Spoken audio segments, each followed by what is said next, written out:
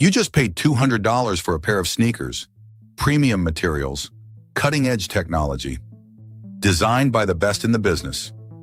Except the materials aren't premium, the technology is mostly marketing, and the actual cost to make those shoes? About $23? $23, you paid $200. Where does the other $177 go? I'm Dr. Bush, and this is Modern Magnates. Today I'm breaking down one of the biggest markups in retail: your sneakers. Because the economics of athletic footwear will make you look at your shoe collection very differently. Let's follow the money from a factory in Vietnam to your feet. First, let's talk about what it actually costs to make a pair of Nike shoes. We'll use a standard mid-tier sneaker. Not the cheapest, not the most expensive. The kind most people buy. Materials. The stuff the shoe is physically made from. Upper material. Usually synthetic leather or mesh. Sometimes real leather for premium models. For our mid-tier shoe, the upper costs about $4.50. Sole, rubber or foam. The midsole, outsole, and any cushioning technology, about $3. Laces, eyelets, tongue, insole, padding, all the small components, about $1.50. Glue and adhesives, 50 cents. Any branding elements, the swoosh logo, printed designs, tags, about $1. Total materials cost, $10.50. Now labor, someone has to cut those materials, stitch them together, glue the sole, and assemble the shoe. Most Nike shoes are made in Vietnam, Indonesia, or China. If factory wages in these countries are significantly lower than in the US or Europe. The average worker making your shoes earns about $2 to $3 per hour. It takes about 30 to 45 minutes to assemble one pair of shoes, depending on complexity. Labor cost per pair, approximately $2.75. Factory overhead, the building, electricity, equipment, management, quality control. Per pair of shoes, about $5. Shipping from factory to distribution center. By container ship from Asia to the US. Per pair, about $3. Added up. Materials, $10.50. Labor, $2.75. Factory overhead, $5. Shipping, $3. Total manufacturing cost, $21.25. Let's round up to account for minor costs I haven't mentioned. Yes, quality defects that get thrown out, packaging materials, administrative overhead, total cost to physically create and ship one pair of shoes to Nike's warehouse, about $23. You paid $200. That's a markup of 770%. But Nike doesn't keep all $177 of margin. Let's see where it goes. First, the retailer. If you bought these shoes at Foot Locker or Dick's Sporting Goods, the store needs their cut. Nike sells to retailers at wholesale price, typically 50 to 55% of the retail price. On your $200 shoes, Nike sold them to the retailer for about $110. The retailer keeps $90 as their gross margin. They use that to cover rent, staff salaries, their own marketing, and profit. So Nike got $110. They spent $23 to make the shoes. Nike's gross margin, $87 per pair.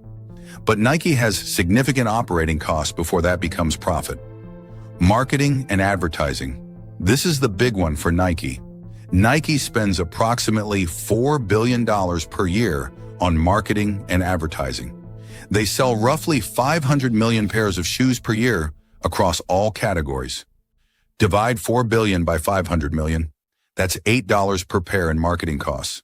$8 of your $200 went to pay for commercials, athlete endorsements, social media campaigns, and those massive billboards. Research and development, designing new shoes, testing materials, developing new cushioning technology, running biomechanical studies. In a Nike's annual R&D budget is about $1 billion. Per pair of shoes sold, $2. Distribution and logistics. Getting shoes from the central warehouse to retail stores or directly to customers. Per pair, about $4. Corporate overhead. Nike employs over 75,000 people. Headquarters in Oregon. Regional offices worldwide. All those salaries, benefits, office space, General and administrative expenses divided by shoes sold, approximately $6 per pair. Warranty and returns. Some shoes get returned, some have defects. Nike has to account for this. Reserved cost per pair, about $3. Payment processing and transaction fees. Credit card companies take their cut, about $2 per pair. Let's add up Nike's operating expenses. Marketing, $8. R&D, $2. Shoe distribution, $4. Corporate overhead, $6. Warranty and returns, $3. Payment processing, $2. Total operating expenses, $25 per pair. Now let's look at the complete picture.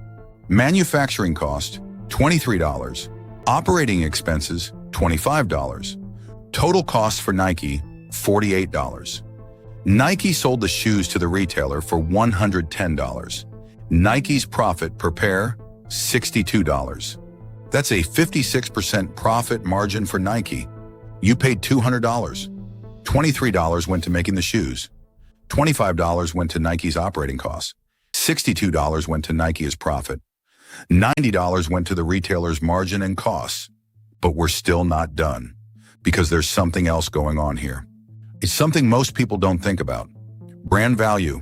You didn't pay $200 for materials and labor. You paid for the swoosh, for the association with athletes, for the status, for the story Nike tells about performance and achievement. That's not just marketing fluff, it's real economic value. Nike has spent decades building a brand that people trust and desire. When you see someone wearing Nikes, you make assumptions. Athlete, active, cool, successful. Nike knows this, and they charge for it. The actual physical shoe, $23. Nike brand attached to that shoe, worth $177 in markup. This is why knockoffs exist. You can buy shoes that look almost identical to Nikes for $30 or $40. Same materials, same construction, made in the same countries, sometimes the same factories, but they don't have the swoosh. So they're worth $30, not $200. The swoosh is worth $170. Now let's talk about the workers making your shoes. $275 in labor cost. For a pair of shoes that retails for $200, the person who spent an hour cutting, stitching, gluing, and assembling your shoes earned less than $3. You paid $200. Nike and its defenders will say this: those workers are paid above minimum wage in their countries. The jobs Nike provides are better than many alternatives in those economies. Fair enough, but it's worth noting, the worker makes $3. Nike makes $62. You pay $200. That's the distribution of value in the global sneaker economy. Here's something else. Those manufacturing costs I mentioned, they're for standard shoes. But Nike also sells premium shoes for $300, $400, even $500. The materials in those shoes might cost $15 or $20 instead of $10. Maybe the labor is slightly higher for more complex designs. Maybe manufacturing cost goes up to $35, but you're paying $500. Nike's profit on premium shoes is massive, sometimes $150 or more per pair. And limited edition collaborations, the ones that resell for $1,000 or more. Manufacturing cost, still about $25 to $40. The rest is pure brand value and artificial scarcity. Nike makes a limited run, creates hype. People camp out overnight. The shoes sell out instantly. And resellers buy them and flip them for triple the price. Nike could make more. They choose not to, because scarcity drives desire, and desire drives prices up. This is the business model. Make shoes cheaply, build a powerful brand, charge based on the brand, not the cost. And it works. Nike is worth over $150 billion as a company. Now, is this unethical? That's for you to decide. Nike isn't hiding the fact that shoes are made overseas. They publish factory lists. They have labor standards. They've improved conditions over the years after scandals in the 90s and 2000s, but the economics remain the same. $23 to make, $200 to buy. Some people think that's fair. You're paying for design, innovation, brand, and everything Nike has built. Other people think it's exploitative. The workers make pennies while Nike makes billions. I'm not here to tell you what to think. I'm here to show you the numbers. What you do with that information is up to you. Here's what I will say. This model isn't unique to Nike. Adidas, same model. $20 to $30 in manufacturing, $200 retail price. Jordan brand, even higher markups on some models. Luxury fashion sneakers from Balenciaga or Gucci, $100 to make, $800 to buy. The entire athletic and fashion footwear industry runs on this model. Cheap manufacturing, expensive branding, massive markups. You're not buying shoes, you're buying identity, status, and belonging. And brands know exactly what they're doing. So next time you're about to drop $200 on sneakers, remember this.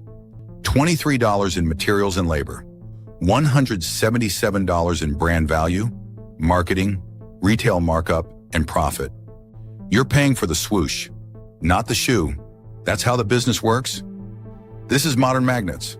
I follow the money so you understand how the world really works. Tomorrow, I'm revealing why Costco sells $5 rotisserie chickens at a loss. It's a loss leader strategy that makes them billions.